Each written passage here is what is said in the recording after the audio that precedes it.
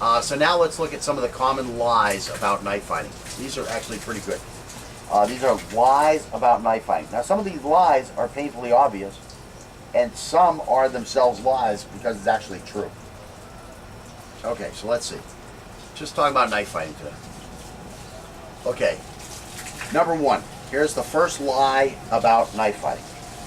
We're going to have time to draw our own weapon.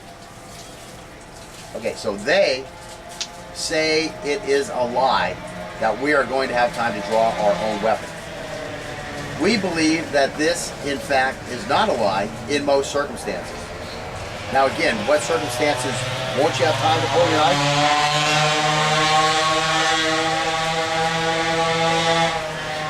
In those assassination attempts. But even in some of those, we've seen by spinning the center line, if we are aware and we catch that glimpse of the knife coming at us before it gets to us, we're going to be able to build a gap and get our weapon drawn. So that's why I say this lie is a lie. Like 90% of the time, at least. Okay. So again, in general, someone uses a knife because they don't want to fight or because they want to assassinate us now. These are the two things. They don't want to fight, they just want to threaten us with this knife, or they want to assassinate. Those are the two times somebody's pulling a knife. If we're not in jail, it's probably not going to be an assassination attempt, unless we are just a complete asshole or we are just involved in some type of illegal activity or gang activity. Mm-hmm. I mean, do you think there's anybody out there right now that wants to assassinate? No. Okay, me neither. And I'm a fucking asshole. And I'm awake, right? So knives are great equalizers for some people, and they are over-the-top dominators for others. It all depends on the situation and the people involved. In the case where someone is going to use a knife to intimidate us or to disable us for the purpose of larceny or some other criminal act short of an assassination, being aware of our surroundings can help us keep us alert to problems before they occur. Oftentimes we will be able to draw our knife as events start to unfold, i.e. we are being followed by two thugs. Being the target of an assassination attempt is unlikely if we are a civil member of society in a civil area. If we are the target of an assassination attempt, we need to focus on minimizing initial damage and turning the tables with an effective counterattack. If we have a deployable weapon, we will want to focus on gaining distance so that we can get to our weapon. And again, is there anything in there that we didn't practice? Practiced all that shit, right? So we should be much more able to have time to draw our knife in the event of a fight. Now, you're just some guy off the street, and you go out and you buy a knife, and you clip it on your little pants. This is not a lie. You know, like you're talking about your friend who hasn't had practice drawing a weapon, but carries a weapon. This is not a lie for him. I mean, because you have to practice. You have to practice. Anything you want to do good, you have to practice. Very few of us are just born with, you know, a natural ability to be an expert at something we've never done before. Yeah. You know, it's just not going to happen. I don't think it happens, period. Okay, so lie number 2. It's going to be a knife fight. Okay? A lot of this goes back to the assassination attempt assumption in lie number 1. The assassination attempt is one of the least likely knife encounters that occur outside of prison. In Put 'em Down, Take 'em Out, Knife Fighting Techniques from Folsom Prison by Don Pentecost, Don writes, most violent situations are not blitz attacks. They are more likely to be borderline cases that escalate into violent situations without clear-cut provocation on our part. What this means is that if we try to maintain proper intervals, we will have time to draw our weapon and work our concepts. But don't think of it as just a fight. It is a life and death struggle. So that's where the main lie comes in, that this is going to be a fight. Like, you know, we're just, you know, back and forth, playing around. No. This is a life and death struggle, and you better get in there and get something done. Or you better have a way to get the F out of there and do so safely. That's the big points of this lie here. So is it a lie? I'll agree that it's going to be a knife fight is in fact a lie. Okay, number 3. I will be in a situation where I will be forced to knife fight. Okay. This allows us to test our skills rather than avoid the fight if possible. The odds of being cornered by one person are very slim. The odds of being closed on several angles because of a second or third attacker are much greater. Many times the threat display we are viewing can be overcome by a counter threat display followed by an immediate course of action, as long as we have the ability to follow up our threat display. Since most thugs aren't looking to be injured themselves, there is less than a 30% chance that our counter threat display will induce a violent response. Effective courses of action would include drawing our knife and taking a fighting stance and explaining that we are ready to defend ourselves, or throwing our keys in a direction where they would be unrecoverable, in other words, the roof of a building or into the woods, and while the threat watches them fly out of sight, we immediately head for an escape route, or immediately attacking the threat that looks likely to offer the least resistance if there's more than one guy, and will probably run away also. Any of these situations alleviate being forced to fight, but all must be acted on immediately before the threat becomes too entrenched in his course of action. So are you going to be forced to fight? There's really not many times you're going to be forced to fight. You're going to be either in fight or flight mode, or you can use your brain to get this guy just to leave you alone. And again, it all depends on your level of training, what you're comfortable with, and you know, the environment that you're in. You know, in general, for me, when I see that blade, I've already got my blade out, and I'm going to be chomping right on top of this guy.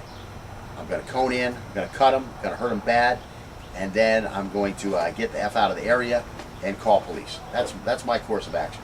Now, your course of action might be give him the keys and say, please don't hurt me, please don't hurt me, please don't hurt me. That's your choice.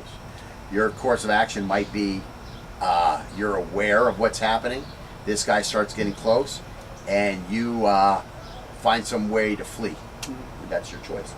You may take your keys and throw the keys and send him over there, and then you run away while he gets your keys and he comes back and starts your car and leaves.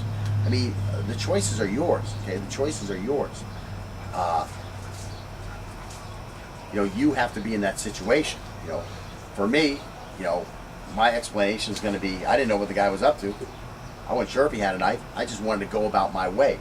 I didn't want to be forced to change my course of action by some jerk off who wants to change my course of action. I mean, that's his choice. My choice was to not change my course of action. Yeah. Well, all of a sudden, when he's a threat on top of me, I'm going to defend myself. That's my course of action. The law allows me that. Where I'm at in Florida, I'm going to follow the law, okay? And that's all there is to it. Now, your choice might be to stick to the rules of knife fighting #1 and avoid if possible. For me, the whole reason I do this stuff is that I can continue to live my life and do things that I want to do. And that's my choice, which includes defending myself. Yeah. You know, if somebody wants to be a wise ass, you know, it's just all, that's my choice, that's my life. I mean, you've got to make your own decisions. And if your decision is to avoid if possible, that's your #1 rule of knife fighting, then do that, okay? Do what's safe, you know, for you. For me, the safe thing is I don't want to live with myself running away. Right. That's my problem. That's my problem. I have mental fucking problems. I admit it. To not be scared, I don't think that's another problem. I mean, yeah, and I joke. I joke in general about that, but you know, I'm not going to take the safest path every time. Right. You know what I'm saying? Okay, so anyways, I'm going to take the path that I wanted to take from the get-go, and I'm not going to be forced off that path. And if you do try to force me off that path, there are going to be ramifications to pay, you know. And I have a legal right to do that, Yeah. to defend myself, to stand my ground. You know, it's like these terrorists, you know. Everybody stopped flying. Everybody was amazed. Oh, you're still going to Thailand? Yeah. Is there still pussy over there? Am I still going to be able to lay, you know, 20 chicks? So again, you can always try to change the course of action. That's basically what we're trying to say. Okay, so anyways, but it's not going to be a fight where, again, we're just playing around. You know, it's going to be life and death struggle. Okay, so #4, he's going to attack us in a specific way. This is why it's important to practice against as many styles as possible and to avoid learning specific techniques. If we haven't trained with the threat in front of us, how can we possibly know how he is going to attack us? So in other words, you've never trained with this guy who has the knife in front of you. So how do you know how he's going to attack you? Well, your karate instructor at many karate schools will tell you that he's going to attack like this, and thus I have a technique for that. Or he's going to attack like this, and thus I have a technique for that.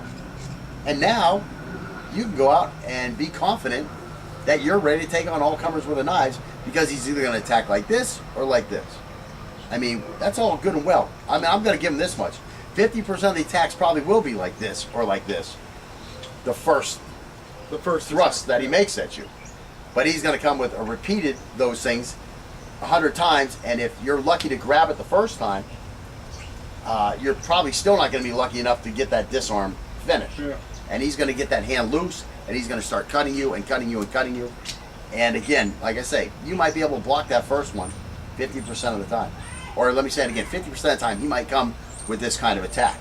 And 50% of that time, you might be able to block that first attack successfully without being cut. But are you going to be able to do that disarm? Very unlikely. Very unlikely. Because this guy's not going to come with a full force attack, with a single-minded attack, let's say, and just stand there after you block his shot and let you do your little doohickey. It's just not going to work like that, guys. So he's going to attack us in a specific way that is a huge lie, and it is a lie that has been maintained. I can't think of the right word that I want to use, but it's been maintained.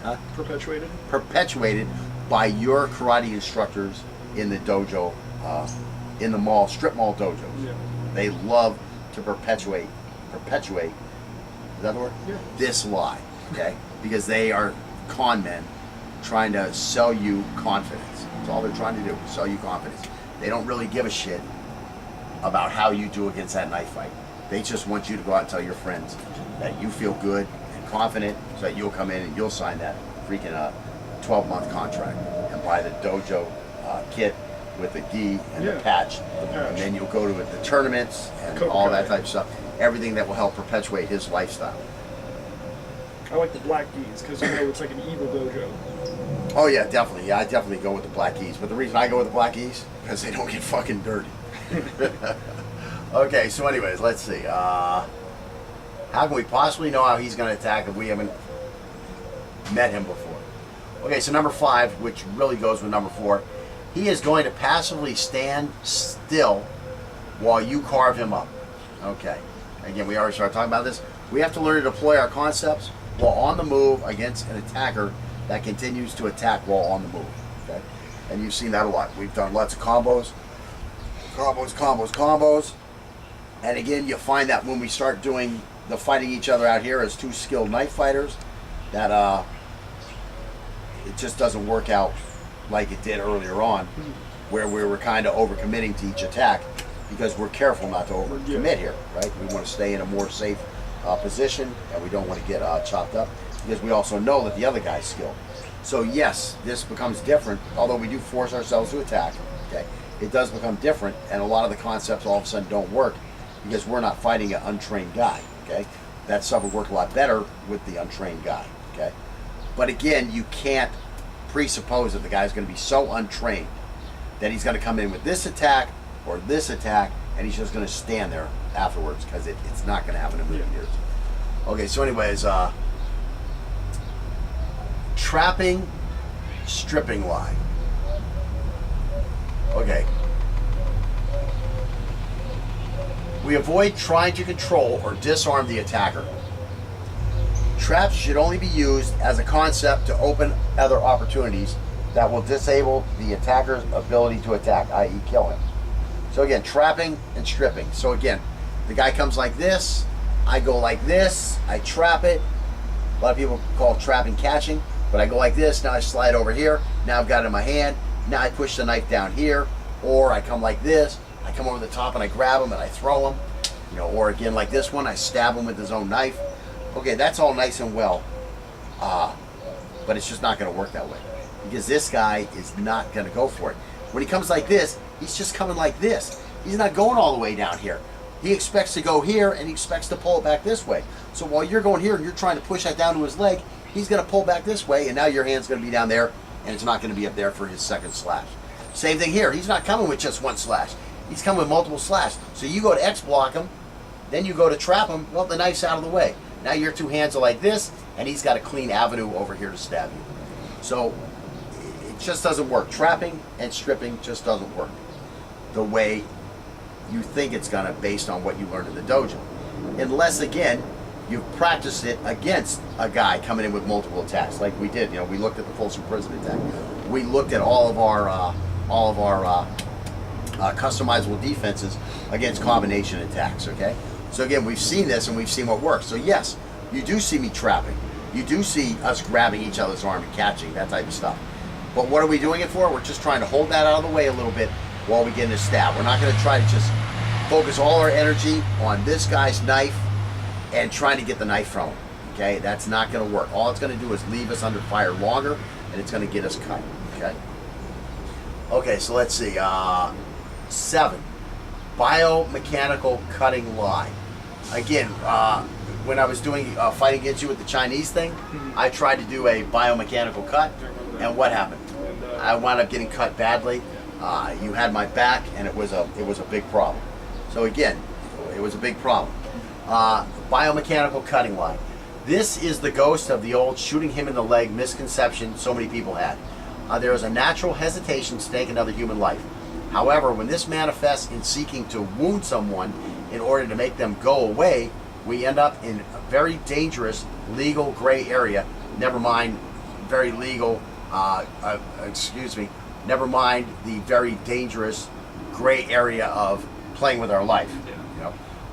In other words, if it is bad enough to where we have to use a weapon on someone, it is bad enough to use our most effective concepts, i.e. kill the threat.